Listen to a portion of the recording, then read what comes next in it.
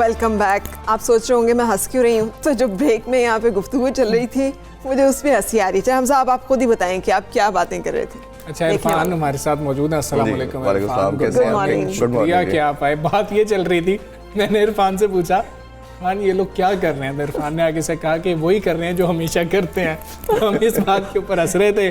खैर क्रिकेट की हम बात करने लगे हैं और क्रिकेट की बात करते हुए वैसे तो रोना चाहिए, लेकिन क्या करें कि अब रोने की जगह हंसना आता है कि जो हो रहा है हमें समझ नहीं आती कि क्या हो। इतना अच्छा हमारे स्पिनर्स ने परफॉर्म किया, हम 220 पे वी वर ऑल एक्साइटेड कि ओहो हमने तो बस कमाल ही कर दिया। लेकिन हमारे जैसे ही बैट्समैन मैदान में आए तो हमें लगा कि नहीं ये तो कुछ उलट हो गया है। पहले कह रहे थे कि जी हमारे कैप्टन ने यही कहा ना बाबर ने कि अगर मैं टॉस जीतता तो मैं बैटिंग करता, क्योंकि बैटिंग जो है सपोर्ट करती है, लेकिन हमारे बैट्समैन को मेरा ख्याल है विकेट सपोर्ट करना भूल गई। 14 विकेटें गिर गई कराची के विकेट के ऊपर। ये बहुत ज़्यादा सोचने की बात है कि कराची में 14 विकेट्स एक दिन के अंदर गिर गई और एल्गर भी बहुत हैरान थे इस बात के ऊपर कि ये तो समझ ही नहीं लगी कि 14 विकेट्स कैसे गिर गई हैं। तो ये हम इरफान से कुछ समझने की कोशिश करते हैं। खैर अभी तक कोई आउट नहीं हुआ है। आज के दिन में 57 पे 4 खिलाड़ी आउट है। पहले माजिद साहब जो है ना इस टाइम स्टेडियम में मौजूद हैं, उनसे बात कर लेते हैं कि उनको ये विकेट कैसी लग रही है। माजिद भट्टी साहब अस्सलाम वालेकुम, गुड मॉर्निंग। कल क्या हुआ वो भी हमें बता दें। क्या विकेट कुछ बदल सी गई है, बॉल बाउंस नहीं कर रहा, नीचे बैठ रहा है, हो क्या रहा है कि खेला ही नहीं जा रहा था? गुड मॉर्निंग हमजा और फरा। और विकेट देखें, मेरे ख्याल में पैनिक बटन दब गया और ऐसी पिच जिसके बारे में शायद किसी को तवक्को नहीं थी कि पाकिस्तान की हिस्ट्री में एक बार पहले एक दिन में 15 विकेट गिरे थे। कल आप देखें 14 विकेटें एक ही दिन में गिर गई।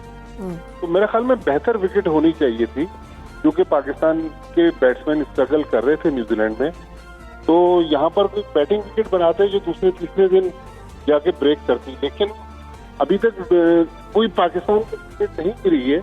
लेकिन फिर जिस तरह बिहेव कर रही है, मुझे लग रहा है कि शायद 3.5 दिन में ये फैसला खत्म हो जाएगा और पाकिस्तान की मुश्किलात जो है, अभी तक तो टीम मुश्किल में फंसी हुई है। आपको यानी 4 दिन भी पूरे होते दिखाई नहीं दे रहे? लोग 4 दिन तक प्रेडिक्ट कर रहे थे, आपको लग रहा है 3.5 दिन में ही मैच जो है वो खत्म हो जाएगा। और आज के दिन में आपको क्या लग रहा है? बॉलर्स बैट्समैन हमारे जो हैं, रिजवान की अगर हम बात कर लें और अभी विकेट पे अजहर और फवाद हैं, हम एक्सपेक्ट कर सकते हैं कि थोड़ा सा ये टीम को सांस दिला देंगे? देखिए, क्रिकेट को गेम ऑफ अनसर्टेनिटी इसीलिए कहा जाता है कि किसी भी मरहले पर ये मैच पलट जाता है। अभी तक तो जो हालात लग रहे हैं वो तो पाकिस्तान ने अभी सुबह से अभी तक कोई विकेट नहीं खोई है। लेकिन आप देखें कि इस तरह गेंदें बाज बहुत ज्यादा बैठ रही हैं और बाज गेंदें बहुत ज्यादा उठ रही हैं, तो पिच में अनइवन बाउंस भी है।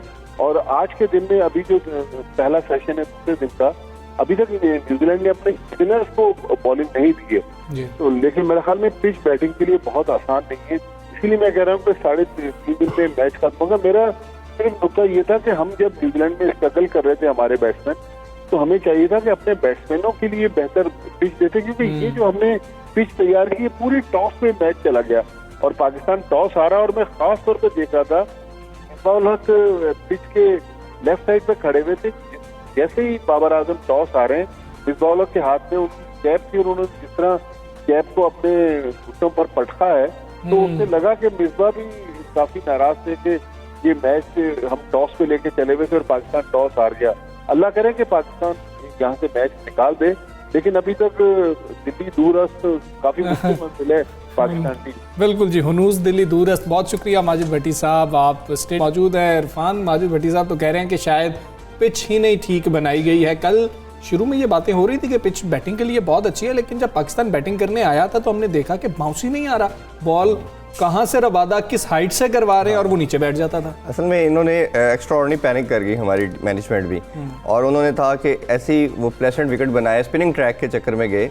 और इसमें होता है कि रोलर का बड़ा इफेक्ट होता है कि आप इसमें सॉफ्ट रोलर यूज़ करते हो, बहुत हार्ड रोलर यूज़ करते हो। अभी भी देखना पड़ेगा कि ये किसको ऑप्ट करते हैं। उससे क्या होता है कि कई दफ़ा क्रैक्स आ जाते हैं विकेट्स के अंदर। जब क्रैक आते हैं तो वो आपकी बॉल अनइवन बाउंस पे रहती है, वो बहुत बड़ा फैक्टर है।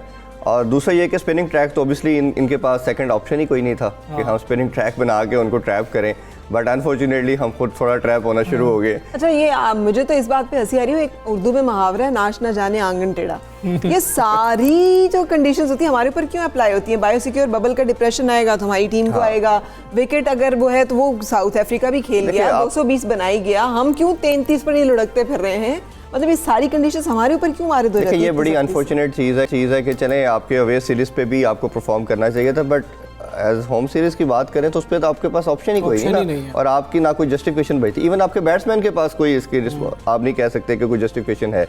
अब चीज़ करने की ये है कि अभी भी हमारे पास एक लास्ट होप ये है इस मैच में सर्वाइवल की सारी होप इस इनिंग्स के ऊपर है, ये जो दोनों की पार्टनरशिप चल रही है, क्योंकि ये अभी आपके मेन प्लेयर हैं दोनों, और सीनियर प्रो आपके पास है नहीं, SHFE का आपने कैरी नहीं किया, तो ये बहुत इंपॉर्टेंट है कि ये कैसे चलते हैं। इसमें एक और मिस्टेक हमने की, या हमें चाहिए था कि इसमें 6 बैट्समैन के साथ जाते, या आपको चाहिए था 5 बॉलर के साथ जाते। बॉलर्स भी चाहिए थे हमें। फास्ट बॉलर ना करते आप, उसमें जो साजिद खान थे जिन्होंने डोमेस्टिक के अंदर हाईएस्ट विकेट्स ली थी, उनको इंडक्ट करना चाहिए था। देखिए यासिर शाह जो है वो लेग ब्रेक बॉल करते हैं, कल भी मैंने एक शो में बात की कि उनकी बॉल बाहर जाती है, ठीक है, और दूसरी तरफ हमारे पास जो नुमान अली है वो लेफ्ट, उनकी बॉल भी बाहर जाती है। उनके 2-3 बैट्समैन जो है लेफ्ट हैंडेड हैं। साजिद का ये फायदा होना था कि वो ऑफ ब्रेक बॉलर हैं, तो एक तो वैरायटी डिफरेंट ऐड हो जानी थी, एक की बॉल बाहर जा रही है, एक के अंदर आ रही है, तो हफीज वाला काम हो रहा था लेफ्टी के लिए। जी बिल्कुल, तो वो एक बड़ा अच्छा कॉम्बो बन जाना था। अब पता नहीं उसकी क्या उनकी अप्रोच थी, किस रीज़न से उन्होंने चांस दिया, आल्दो के उन्होंने 2 आउट किए, बॉल भी अच्छी की, लेकिन एक चीज़ जो मुझे नज़र आई कि उनकी लाइन लेंथ बहुत अच्छी थी, बट बॉल के अंदर ग्रिप ज़्यादा नहीं था, बॉल के अंदर टर्न ज़्यादा नहीं था। अब ये टेक्निकली जैसे मैंने सारा डोमेस्टिक फॉलो किया तो साजिद खान की बॉल के अंदर मुझे बहुत ज़्यादा टर्न भी नज़र आया, ग्रिप भी नज़र आई। ये एक स्पिनर, फिंगर स्पिनर के लिए बहुत ज़्यादा इंपॉर्टेंट है। तो मेरा ख्याल है जिस तरह का ये ट्रैक था और जिस तरह की बॉल स्पिन हो रही थी, ऐसा बॉलर ज़्यादा इफेक्टिव होता। इंडक्शन जो है फ़हीम अशरफ आपकी न्यूजीलैंड की कंडीशन के लिहाज से बेस्ट प्लेस थी उसकी, उसमें कोई सेकंड थॉट नहीं, अभी भी वो आपका नंबर 1 ऑलराउंडर है। बट इस विकेट के ऊपर उन्होंने जैसे हम देखा, क्योंकि वो सीम और स्विंग बॉलर है, ठीक है, तो उन्होंने विकेट भी कोई नहीं ली। अल्लाह करे कि वो बैटिंग में बहुत अच्छा परफॉर्म कर दें। आप ठीक है, कई दफ़ा आप कम्बिनेशन टीम पे ख़राब नहीं करते, बट ऐसी पिचेस के ऊपर आपको पिच को देखते हुए, कंडीशन को देखते हुए अपने प्लेस खिलाने चाहिए। चौथी इनिंग्स पाकिस्तान ने खेल ली है। अगली बात मैं ये कहने लगा था, ये दूसरी इनिंग्स अभी चल रही है और पाकिस्तान की ये हालत है, चौथी में हम तो शायद जो हालात है 50 भी नहीं कर पाएंगे। देखिए वो इसीलिए साउथ अफ्रीका ने गैम्बल खेला फिर आते साथ, क्योंकि जो जितने भी हमने मैचेस देखे हैं कि कराची के अंदर पहले हाफ में बॉल थोड़ा सीम और स्विंग करता है, तो उन्होंने वो रिस्क लिया, ठीक है, इसीलिए लिया कि उनको पता था कि 4th इनिंग्स इस विकेट में क्रैक्स आएंगे, बॉल ज़्यादा ग्रिप करेगी, मुश्किल हो जाएगी बैटिंग, इसीलिए उन्होंने वो पाकिस्तान को दिया चांस कि ये 4th इनिंग ये खेलें।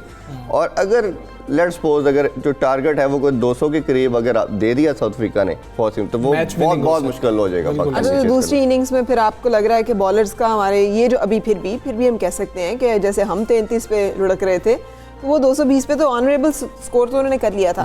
तो अगर खुदा न खास्ता ये कॉम्बो हमारा जो है ये नहीं चलता, उस तरह से बैटिंग पे सपोर्ट नहीं मिलती, तो बॉलर्स हमारे फिर सहार लेंगे उस प्रेशर को जो कि फिर आने वाला है। देखिए मेरा जो मानना है कि वो उन्होंने जो पहले इनिंग्स के अंदर मिस्टेक की वो सेकंड में रिपीट नहीं करेंगे, क्योंकि बड़ी प्रोफेशनल साइड है उनकी, 2 उनके मेन प्लेयर जो है वो रन आउट हो गए, तो ये भी आपको उनकी विकेट्स लेने में बहुत ज़्यादा एडवांटेज मिला। अगर लेट्स सपोज रन आउट ना होते तो माइट भी ये 280-300 का टारगेट आपको देते, तो वो बहुत फॉलो ऑन की तरफ जा रहे थे। जी, तो इसलिए अभी भी आपके पास जिस टीम ने भी इनिंग्स में इसमें लीड ले ली, चाहे पाकिस्तान ने ली या उन्होंने ली, जिसने लीड ली उसके चांसेस बहुत ज्यादा ब्राइट होते हैं। हम मैनेजमेंट के डिसीजंस की बात कर रहे हैं। कल 3 आउट हुए, वैसे बाबर आजम को कोई बहुत अच्छा बॉल नहीं पड़ा था जिसपे वो आउट हो गए थे, वो तो परेशान थे क्योंकि उन्होंने 18 गेंदें अभी गुजारनी थी और वो उस पर परेशान थे। बहुत सीधा गेंद था जिसपे वो आउट हो गया, स्पिन था। लेकिन हसन अली इतना अच्छा करके गया, नाइट वॉचमैन भेजना था तो शाहीन शाह अफरीदी को चूज कर लिया गया, हसन अली को भेजते शायद वो खड़े भी हो जाते। अब बस यही थोड़ी छोटी मिस्टेक इन्होंने की, जैसे मैंने बात की कि इमरान भट्ट को सारा अगर डिस्कस करें, मैनेजमेंट थोड़ा सा अभी भी पैनिक बटन के साथ है। आपकी डोमेस्टिक सीरीज थी, थोड़ा सा कंफर्टेबल रहते, इजी सिंपल चीज़ें रखते। सिंपल चीज़ें रखने से क्या होना था कि आपके ऊपर प्रेशर नहीं बिल्ड होना था। आपने लड़कों के ऊपर प्रेशर डाला, लास्ट हाफ का प्रेशर दिया आपने लड़कों को, आपने 18 ओवर गुजारने हैं, वो उस शेल के अंदर चले गए लड़के और वो शेल के अंदर जाने से वो आउट होते रहे। फिर इसी तरह आपने इमरान भट्ट को चांस दिया, अजहर अली ने एज ए ओपनर बहुत परफॉर्म किया हुआ है, तो आप अजहर अली को एज ए ओपनर चांस देते, ठीक है, आप अपने मिडिल ऑर्डर को स्ट्रॉन्ग करते।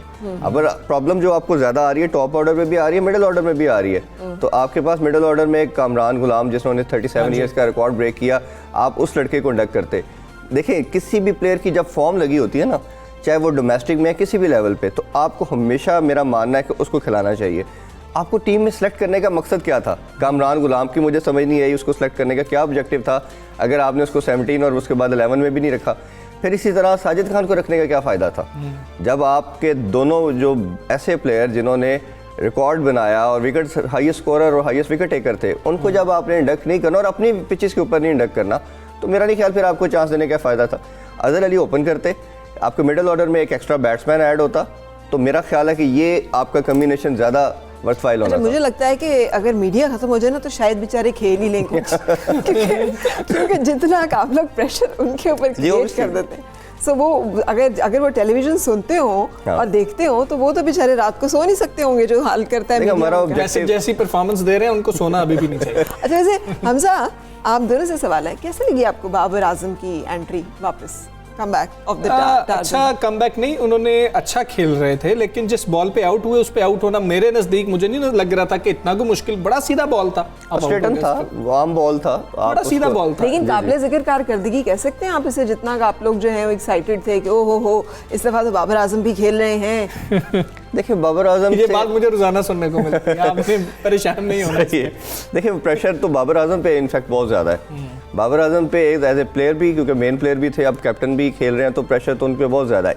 इनसे ज़्यादा प्रेशर जो है मैनेजमेंट के ऊपर है, क्योंकि जो मीटिंग इनकी क्रिकेट कमेटी के साथ हुई थी, ये प्रॉब्ली इनकी लास्ट सीरीज़ है और इनके सर्वाइवल की सीरीज़ है। बिल्कुल है। और समहाउ ये भी कहा जा रहा है कि ये चीज़ें डिसाइड हो चुकी हैं कि ये इसके बाद ये मैनेजमेंट नहीं रहेगी, बट एक रे ऑफ होप इनके लिए स्टिल अवेलेबल है कि अगर ये जीत जाते हैं, कोई मिरेकल हो जाता है, वाइट वॉश कर देते हैं साउथ अफ्रीका को, तो शायद ये सर्वाइवल कर दें और इनको शायद रख लिया जाए, लेकिन इसके चांसेस बहुत कम है ऐसा होने के भी और इनको रखने के भी। इरफान, आखिर में ये बात हमें बताएं कि फवाद आलम, जिनका 10 साल बाद हमने कहा कि कमबैक हुआ, उनके पास सबसे ज़्यादा एक्सपीरियंस है इन पिचेस पे खेलने का। कराची में उन्होंने सबसे ज़्यादा, जितनी टीम है हमारे पास डोमेस्टिक क्रिकेट उन्होंने खेली है, उन पर इस वक्त कितनी जिम्मेदारी है और हमें कितनी उम्मीद फवाद से लगानी चाहिए। फिर हमारी बैटिंग डेप्थ, यासिर शाह तक बैटिंग कर लेते हैं, नुमान भी बैटिंग कर लेते हैं, अभी जितने प्लेयर हैं वो बैटिंग कर लेते हैं, 15-15, 20-20 स्कोर जोड़ सकते हैं। देखिए हमजा, उसमें बात यह है कि जो टेस्ट क्रिकेट है ना, वो मदर ऑफ क्रिकेट है, इसीलिए बोला जाता है कि इसमें आपको रेजिलेंट होना पड़ता है, आपको अटैक भी करना पड़ता है, सम टाइम पेशेंस भी दिखाना पड़ता है और एग्रेसिव अप्रोच तो रखनी पड़ेगी, क्योंकि अब वो ODI और T20 इतनी ज़्यादा हो गई है कि उसमें टेस्ट क्रिकेट को भी आप देखें हर मैच में रिजल्ट आता है। फवाद आलम और अजहर अली दोनों पे बहुत बड़ी रिस्पॉन्सिबिलिटी है। अब जैसे इन्होंने मीडिया की बात की कि आप सीनियर प्रोस के साथ अब सर्वाइव नहीं कर सकते अगर वो परफॉर्म नहीं करे। देखें, हमने देखा कि शफीक ने परफॉर्म नहीं किया, उनको मैनेजमेंट को प्रेशर इतना ज़्यादा आया, उनको हटाना पड़ा। इन दोनों के लिए भी, ये भी इन दोनों के लिए, एक के लिए नहीं, इन दोनों के लिए ये मेक और ब्रेक वाली सीरीज़ है। अगर ये कोई एक्स्ट्रा ऑर्डिनरी चीज़ करते हैं और अपनी पोजीशन को ये बताते हैं कि हमारी इंपॉर्टेंस थी और हम टीम को लेके जा सकते हैं, तो मेरा ख्याल है चलेंगे। अगर हारना ही है तो फिर आप नए लड़कों के साथ हारें, एटलीस्ट को टीम तो डेवलप हो जाएगी 6 मंथ साल के। मुझे तो लगता है पूरा काम ही टॉस पे चल रहा है अगर आ गया तो जीत जाएंगे। नहीं, अभी उम्मीद बहुत है। मैं वैसे काफ़ी होपफुल हूँ कि ये दोनों करेंगे और ये हमें पिच सूट करती है, इस कंडीशन को काफ़ी ये समझते हैं और मेरा ख्याल है कि आई स्टिल बिलीव कि ये पाकिस्तान अच्छा करेगा। लेट्स होप इसलिए कि भले हम इस पे रोने की जगह हंस लें, लेकिन अंदर से तो रो ही रहे होते हैं सारे, बिकॉज हमें we all are cricket lovers और अपने होम ग्राउंड पे अपनी टीम को हारते देखने से बड़ा सबसे बड़ी चीज़ ये है कि 13 साल बाद टीम का आना और ये एनवायरनमेंट जो नजर आ रहा था, ये बड़ा आंखों को अच्छा दिख रहा था, दिल को बड़ा अच्छा लग रहा था कि ये पाकिस्तान में क्रिकेट हो रही है। ये सबसे बड़ा आई कैचिंग चीज थी। And we were hoping to have a good cricket. जी इंशाल्लाह। सो भले खुदा ना खास्ता हार ही जाए, मगर गुड क्रिकेट तो दे दें हमें। बिल्कुल गुड क्रिकेट। इरफान, बहुत शुक्रिया आप आए और आपने जो हमें उम्मीद दी है कि हो सकता है कि पाकिस्तान अभी कम बैक कर सकता है। 64 पर 4 खिलाड़ी आउट हैं, आहिस्ता आहिस्ता पाकिस्तान स्कोर कर रहा है, इतना ज़्यादा स्कोर नहीं है कि हम उसको पूरा नहीं कर सकते। पहली बात तो यह फॉलो ऑन से बचना है। हाँ, सो इंशाल्लाह let's hope for the best कि हमारी बातों को इग्नोर करते हुए दुआएं हमारी अपनी टीम के साथ है, ग्रीन शर्ट्स के साथ है हमेशा, कि वो जिस मैदान में भी उतरे हमेशा कामयाब हों।